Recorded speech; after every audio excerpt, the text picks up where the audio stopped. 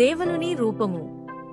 జటిలో వల్కలధరో దండాజన కమండలు బిభ్రాణ పటు తేజస్వి దర్భయుక్తాంగుళీ ప్రభుః.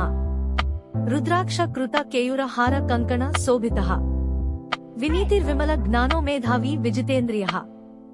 సూర్యకోటి ప్రతీకాస తేజసాభాసయన్ దిశః. యజ్ఞోపవీతం బిభ్రాణ సర్వకర్మ సుసాధనం. ఉదార గుణ సంపన్న స్పత్యవాది దృఢవ్రతః. చాతుర్య యుక్తినిపుణ కుశలి కీర్తిభూషణ.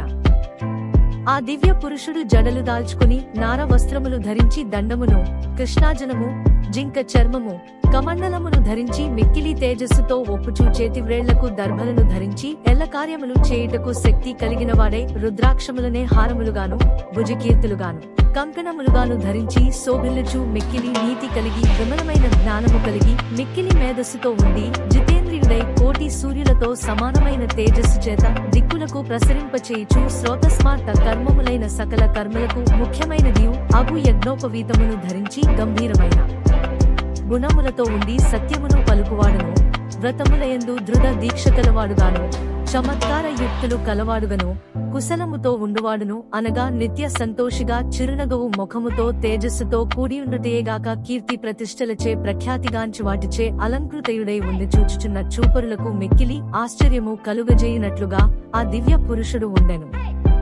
అంతటా ఆ మహాదేవుడగు శివుడు తన కొలువులో ఉన్న వారందరూ వినునట్లుగా గంభీరమైన స్వరముతో, ఈ దివ్య పురుషునకు దేవల అని నేను నామకరణము చేయుచున్నాను. అందువలన ఇక నుంచి అందరూ దేవల పేరుతోనే ఈ దివ్య పురుషుడిని పిలువవలెను అని శివుడు పలుకగా, అప్పుడు ఆ దివ్య పురుషుడైన దేవలుడు రెండు చేతులతో నమస్కరించి పరమేశ్వరుని ఈ విధముగా ప్రార్థించినాడు.